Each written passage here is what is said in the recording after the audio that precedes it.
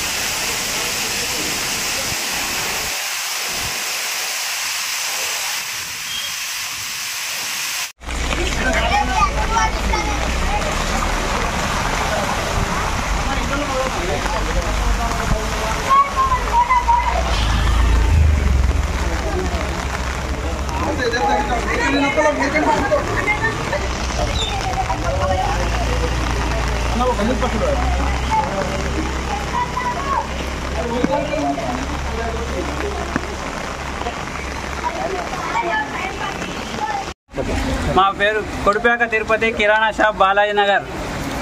ప్రతి సంవత్సరం ఇదే టైంకి వర్షాలు ఎక్కువైతే మాకు ఇండ్ల గచ్చుల నుంచి నీళ్ళు ఇంట్లోకి పోతున్నాయి.